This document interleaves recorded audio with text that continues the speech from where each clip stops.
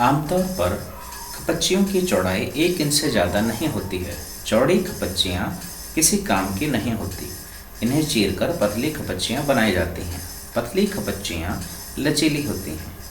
खपच्चियाँ चीरना उस्तादी का काम है। हाथों की कलाकारी के बिना खपच्चियों की मोटाई बराबर बनाए रखना आसान नहीं। इस हुनर को पाने में काफ़ी समय लगता है। टोकरी बनाने से पहले खपच्चियों को चिकना बनाना बहुत ज़रूरी है। यहाँ फिर दाव काम आता है। खपच्ची बाएं हाथ में होती है और दाव दाएं हाथ में। दाव का धारदार सिरा खपच्ची को दबाए रहता है, जबकि तर्जनी दाव के एकदम नीचे होती है। इस स्थिति में बाएं हाथ से खपच्ची को बाहर की ओर खींचा जाता है। इस दौरान दायां अंगूठा दाव को अंदर की ओर दबाता है और दाव खपच्ची पर दबाव बनाते हुए घिसाई करता है। जब तक खपच्ची एकदम चिकनी नहीं हो जाती, यह प्रक्रिया दोहराई जाती है। इसके बाद होती है खपच्चियों की रंगाई। इसके लिए ज़्यादातर गुड़हल, इमली की पत्तियों आदि का उपयोग किया जाता है। काले रंग के लिए उन्हें आम की छाल में लपेटकर कुछ दिनों के लिए मिट्टी में दबाकर रखा जाता है। बांस की बुनाई वैसी ही होती है जैसे कोई और बुनाई। पहले खपच्चियों को चित्र में दिखाए गए तरीके से आड़ा तिरछा रखा जाता है।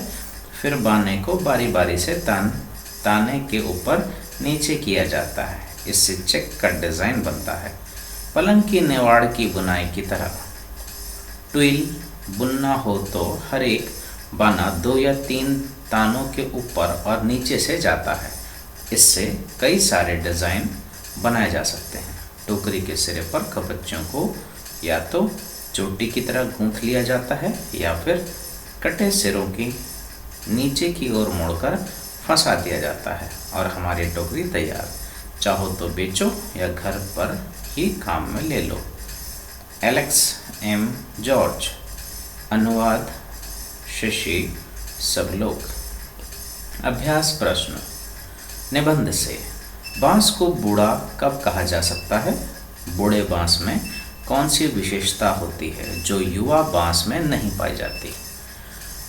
दूसरा, बांस से बनाई जाने वाली चीज़ों में सबसे आश्चर्यजनक चीज़ तुम्हें कौन सी लगी और क्यों? बांस की बुनाई मानव के इतिहास में कब आरंभ हुई होगी? बांस के विभिन्न उपयोगों से संबंधित जानकारी देश के किस भूभाग के संदर्भ में दी गई है? एटलस में देखो। निबंध से आगे। बांस के कई उपयोग इस पाठ में बताए गए हैं, लेकिन बांस के उपयोग का दायरा बहुत बड़ा है। नीचे दिए गए शब्दों की मदद से तुम इस दायरे को पहचान सकते हो। संगीत, प्रकाशन, मच्छर, एक नया संदर्भ, फर्नीचर।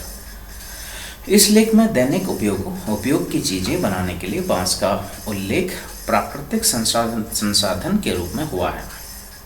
नीचे दिए गए प्राकृतिक संसाधनों से दैनिक उपयोग की कौन कौन सी चीज़ें बनाई जाती हैं?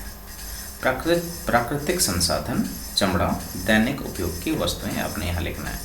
घास के तिनके, पेड़ की छाल, गोबर, मिट्टी। इनमें से किन्हीं 1 या 2 प्राकृतिक संसाधनों का इस्तेमाल करते हुए कोई एक चीज़ बनाने का तरीका अपने शब्दों में लिखो। जिन जगहों की सांस में बांस बसा है, अखबार और टेलीविज़न के जरिए उन जगहों की कैसी तस्वीर तुम्हारे मन में बनती है? अनुमान और कल्पना। इस पाठ में कई हिस्से हैं जहाँ किसी काम को करने का तरीका समझाया गया है, जैसे छोटी मछलियों को पकड़ने के लिए इसे पानी की सतह पर रखा जाता है या फिर धीरे धीरे चलते हुए खींचा जाता है। बांस की खपच्चियों को इस तरह बांधा जाता है कि वे एक शंकु का आकार ले लें। इस शंकु का ऊपरी सिरा अंडाकार होता है। निचले नुकीले सिरे पर खपच्चियाँ एक दूसरे में गुंथी हुई होती हैं। इस वर्णन को ध्यान से पढ़कर नीचे दिए हुए प्रश्नों के उत्तर अनुमान लगाकर दो। यदि अंदाज लगाने में दिक्कत हो तो आपस में बातचीत करके सोचो। बांस से बनाए गए शंकु के आकार का जाल छोटी मछलियों को पकड़ने के लिए ही क्यों इस्तेमाल किया जाता है? शंकु का ऊपरी हिस्सा अंडाकार होता है तो नीचे का हिस्सा कैसा दिखाई देता है? इस जाल से मछली पकड़ने वालों को धीरे धीरे क्यों चलना पड़ता है? अगला भाग अगले में।